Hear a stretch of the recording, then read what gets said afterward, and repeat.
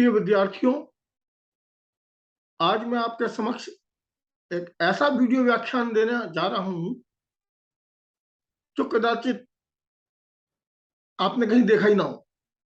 अब क्यों नहीं देखा है यह मैं आगे बताने जा रहा हूं। हमारा जो भी हमारे धार्मिक संस्कार चले आ रहे हैं या जो भी संस्कार है हमारे, उसका जो उद्गम स्रोत है वो वेद है। और वेदों में भी जो प्रथम वेद है ऋग्वेद, वो तो यदि मैं आपसे कहूं कि विश्व का पहला मंत्र कौन सा है, तो आप क्या जवाब देंगे? ये एक बहुत बड़ा प्रश्न है।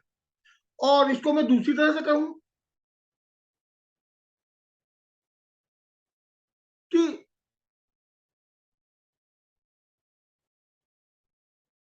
हमें उस पहले मंत्र की आवश्यकता क्यों पड़ी।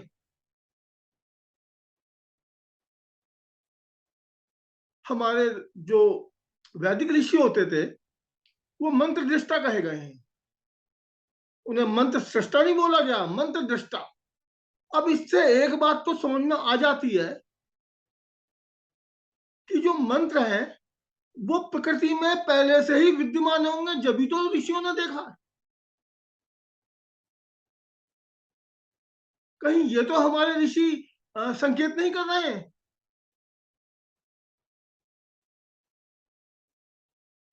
तो जो ऋग्वेद का पहला मंत्र है वही विश्व का प्रथम मंत्र है। हाँ, ये मैं समझ सकता हूं कि आपने सभी ने वो मंत्र सुना होगा। यज्ञाधिकारियों में होता है, मंत्र उपयुक्त होता है। लेकिन क्या कभी उस मंत्र का अर्थ भी समझा है? यही तो हमारी विडंबना है। हम जब भी कोई यज्ञ आदि कार्य करते हैं तो उस विप्र की आलोचना करने में लग जाते हैं। जो विप्र बैठा वो यज्ञ करवा रहा होता है, फट से आलोचना शुरू कर देते हैं। अरे उस मंत्र का अर्थ पूछो, उससे अर्थ पूछो, उस मंत्र का क्या होता है। आलोचना मत करो उसकी। यहां मैं आपको एक चीज बता देना अनिवार्य समझता हूं कि वेदों को जानने के लिए भी दो चीजों की जरूरत है। एक तो ज्योतिष, जिसके बिना वेद समझ में नहीं आ सकता, और दूसरा आधुनिक पढ़ाई। आधुनिक पढ़ाई में इसलिए कह रहा हूं कि ये जो आधुनिक ढंग है हमारा पढ़ाई का, जिसमें हम विज्ञान या लॉजिक वगैरह पढ़ते हैं, वो हमारी बुद्धि को इतना सूक्ष्म जाने की प्रेरणा देता है कि हम वेदों के मंत्र के अर्थ को समझ जाते हैं। वो भी बहुत जरूरी है। और उसका अनुवाद आधुनिक परिप्रेक्ष्य में कर देते हैं। समझो इस चीज को।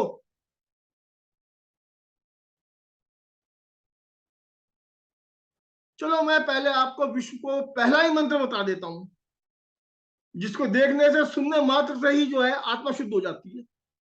देखो, स्क्रीन शेयर कर रहा हूं।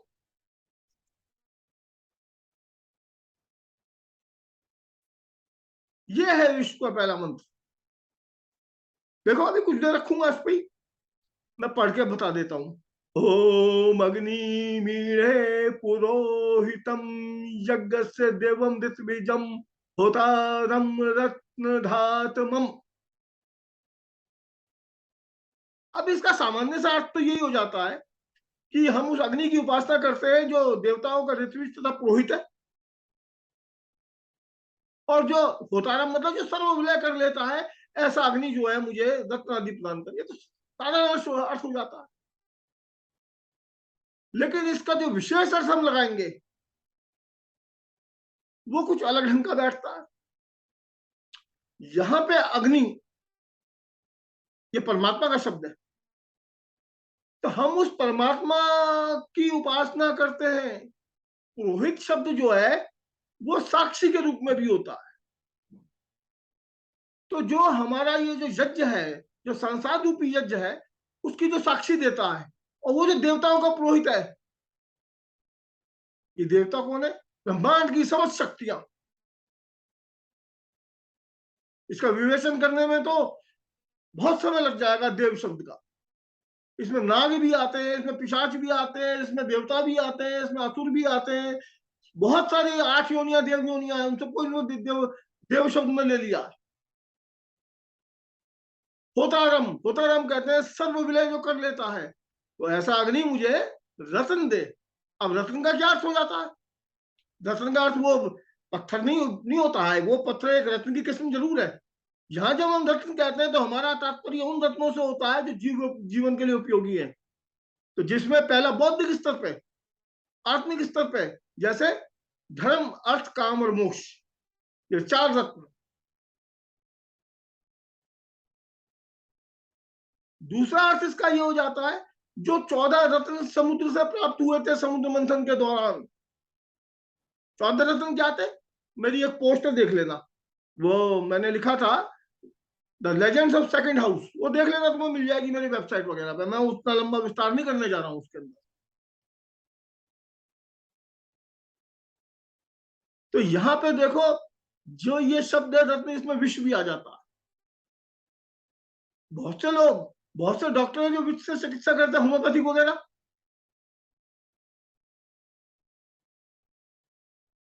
तो हमने वेद की उस ऋषा को, उस वेद के उस जो है मंत्र को हमने अब समझाया जाके, कि जो समुद्र मंथन में पहले विश्व निकला था, उसे रत्न क्यों माना गया 14 रत्नों में? तो ये तो मैंने बताया कि रत्न क्या है। हम रत्न को सिर्फ पत्थर नहीं कह सकते कि वो हीरा हीरा पहन लिया, मोती पहन लिया ना। रत्न का मतलब कुछ और है, वो भी रत्न में आते हैं। 14 रत्नों में कौस्तुभ मणि भी थी, और 14 रत्नों में चंद्रमा भी था, जो समुद्र मंथन से निकला था। और वही समुद्र मंथन से विज्ञान भी वही कहता है कि जो चंद्रमा पृथ्वी का ही भाग था। तो हमारे वैदिक मंत्र किसी बहुत बड़े विज्ञान की तरफ हमें निर्देशित करते हैं, ये जान लो। अब इसका वापिस मैं आता हूं। तो अब तक तो हमने समझ लिया कि यह मंत्र कितना विलक्षण है। अब इस मंत्र को जीवन में कैसे ढाला जाए? इस मंत्र को जीवन में, अब हमने समझ लिया कि आध्यात्मिक अर्थ भी है इसका, इसका सांसारिक अर्थ भी है। जब सांसारिक अर्थ है तो उसे जीवन में कैसे ढाला जाए? अब इसके लिए आधुनिक खोज की जरूरत पड़ती है हमें। आधुनिक विद्वान क्या कहते हैं? आपने विद्यालय स्तर पर पढ़ा होगा कि अग्नि की खोज ने मानव जीवन का पलट कर रख दिया, उन्नति की ओर ले गई मानव जीवन का अग्नि की खोज। अब वही अग्नि, अगर हम साधारण अग्नि ही समझ लें इसको, तो साधारण अग्नि को जो इंसान ने समझा, जो व्यक्ति ने समझा, तो उसका जीवन स्तर उठता चला गया। उसे अनेक रत्नों की प्राप्ति चली गई। अग्नि से जो है विद्युत बनाने की तरफ आदमी बढ़ गया। यह है इसका वैज्ञानिक अर्थ। जब तक तुम आधुनिक विज्ञान नहीं पढ़ोगे, इसका अर्थ नहीं समझ सकते मंत्र का। खाली रटने से मंत्र का अर्थ समझ में नहीं आता। ये अर्थ है इसका। अच्छा, विज्ञान मानता, दुनिया मानती है अग्नि के आविष्कार ने कैसे मानव के इतिहास को पलट कर रख दिया।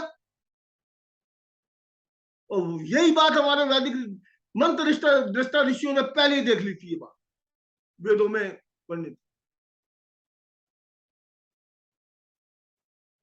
अब इसका मैं आपको जो है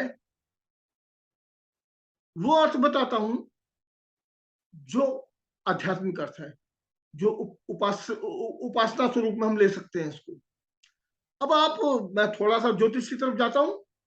तो ज्योतिष में आप ये देखिए, आपकी जन्म पत्री या किसी विशेष विद्वान से दिखवा लीजिए, उसमें किस चीज की प्रबलता है। जैसे आपकी कुंडली के अंदर दुख हरण शक्ति है, ये बता देंगे, कोई ऐसा कोई भी ज्योतिषी बता देगा आपको। तो आप डॉक्टर बन सकते हैं। यदि आपके अंदर चमक है, धन शक्ति है, तो आप ज्वेलर बन सकते हैं जो रत्न बेचता है।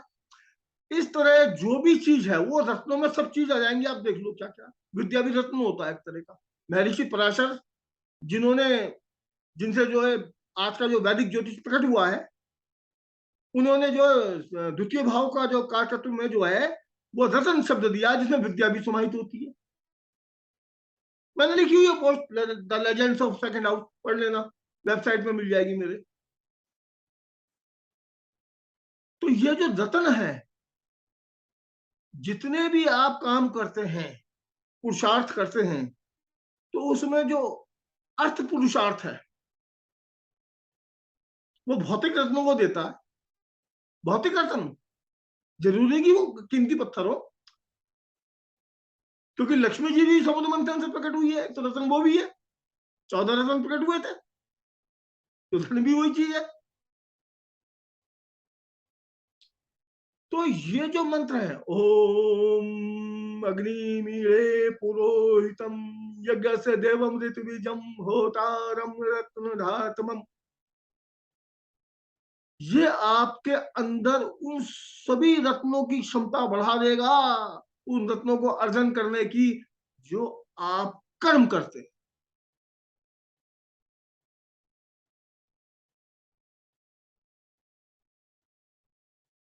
एक माला का जप ही बहुत है। एक ना हो सके तो 28 कर लो, 28 ना हो सके तो 10 कर लो। 10 जो है मंत्र वो करमाला पे किए जाते हैं, हाथ पे। ये फिर कभी विषय मैं लूंगा कि कैसे करमाला करनी चाहिए।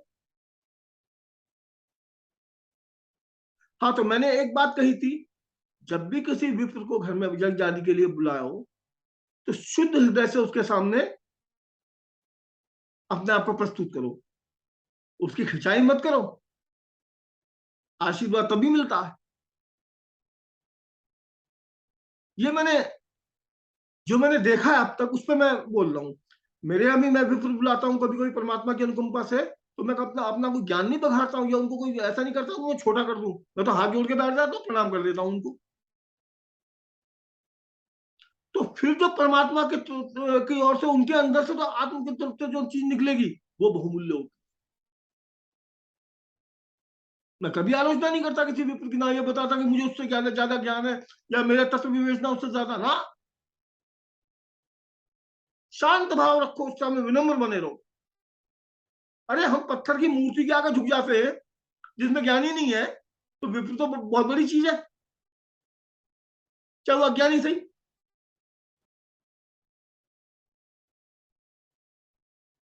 मेरी इस बात को समझो, समझो। ये होता है वैदिक मंत्र। इसका आप इसे जिस दृष्टि से देखोगे वैसी अर्थ देगा आपको ये। कीर्तन करो, मनन करो, यह आपकी आत्मा तक को पवित्र कर देगा। मन तो पहले ही पवित्र हो जाएगा। तो विद्यार्थियों, आज के इस व्याख्यान में इतना ही। फिर किसी नए व्याख्यान के साथ आपके सामने उपस्थित हूंगा। परमात्मा शिव एवं भगवती पार्वती आपको सद्बुद्धि प्रदान करें।